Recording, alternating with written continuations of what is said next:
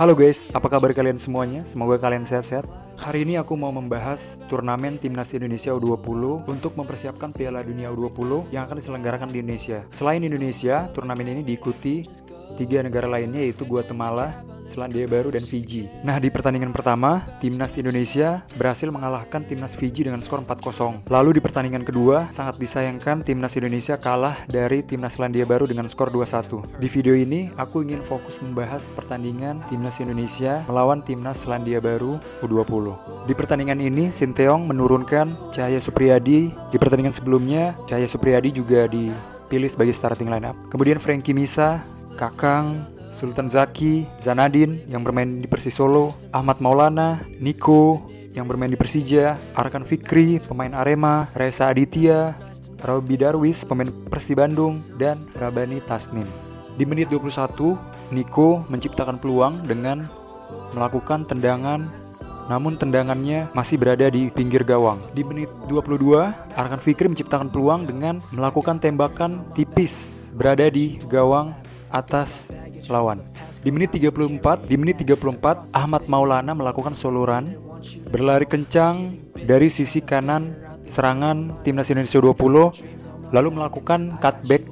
Kemudian bolanya diterima oleh Frankie Misa dan langsung ditendang. Sangat disayangkan, tendangan Frankie Misa melambung tinggi. Selanjutnya, di menit 38, Kakang Rudianto menciptakan peluang, tendangannya datar, on target, namun kiper lawan dengan mudah menangkap bola tersebut. Di menit 43, Frankie Misa menciptakan peluang lagi, menggiring bola dari sisi kiri penyerangan Timnas Indonesia 20. Sesampainya di kotak penalti, Frankie melakukan tendangan keras dan bola tersebut mengenai gawang. Lagi-lagi Timnas Indonesia gagal mencetak gol. Setelah itu di babak kedua, sangat disayangkan pemain Timnas Selandia Baru U20 berhasil mencetak gol di menit 58. Di menit 45, Sinteyong melakukan pergantian pemain dengan menarik Robi Darwis dan memasukkan Ferrari.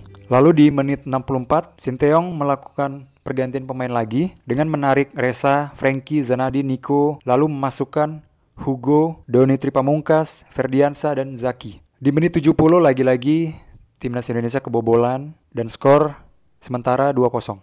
Kemudian di menit 72, pelatih STI melakukan pergantian pemain dengan menarik Zaki dan memasukkan Dimas. Di menit 78, Arkan Fikri menciptakan peluang lagi dan ini menurutku peluang emas di pertandingan kali ini. Jadi salah satu defender Selandia Baru melakukan kesalahan, blunder, lalu Arkan Fikri mendapatkan bola, kemudian memberikan operan kepada Hugo, lalu Hugo melakukan operan 1-2. Ketika Arkan berada di kotak penalti, dia langsung melepaskan tendangan placing menggunakan kaki kanan dan itu hampir saja gol. Namun lagi-lagi Timnas Indonesia U20 gagal mencetak gol. Di menit 86 pelatih melakukan pergantian pemain dengan menarik Kakang, Rabani, lalu memasukkan Brandon dan Arkan Kaka. Brandon Siuneman, seorang defender dengan tinggi 186 cm yang saat ini bermain di PSIS Semarang. Sedangkan Arkan Kaka masih berusia 15 tahun.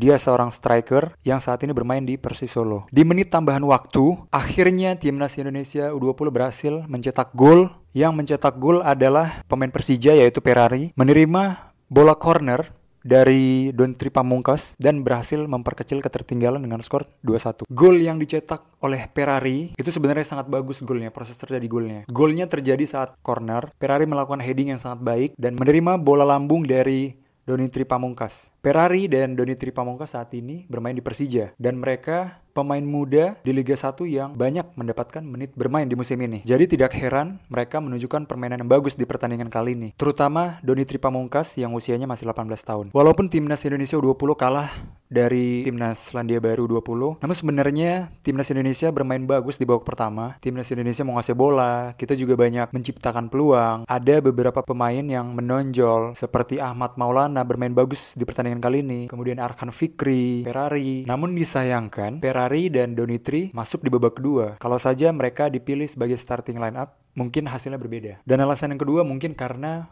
Kuateh Marcelino Ferdinand tidak main. Seperti yang kita ketahui, Marcelino Ferdinand saat ini punya klub baru di Kastak 2 Belgia. Jadi Marcelino masih di Belgia saat ini. Kalau di babak pertama timnas Indonesia 20 berhasil mencetak gol, aku yakin Indonesia akan menang. Misalnya peluang Arkan Fikri yang ada Arkan menciptakan 2 peluang dan itu hampir gol. Kemudian Frankie Misa yang melakukan tendangan keras, menerima operan dari Ahmad Maulana, itu peluang emas juga. Namun kembali lagi, masalah utamanya adalah di finishing. Dan timnas Selandia Baru U20 bukan tim sembarangan, bukan kaleng-kaleng. Kenapa? Karena mereka sudah berpartisipasi di Piala Dunia U20 sebanyak 7 kali.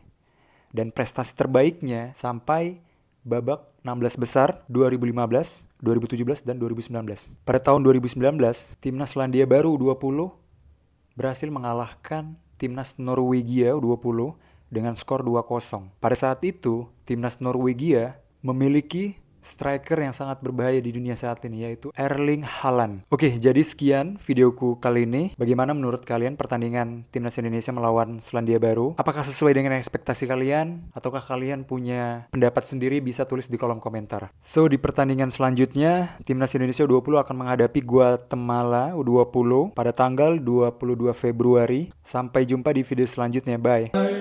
And yo, she introduced herself with a white cloud. She said, I know you're about to be next to blow up. So here's a secret, I make loving all night long. Let's call the Uber cab, relax and just go nuts. And in the cab our lips collide, it's just chaos. Your body's twitching at the tip.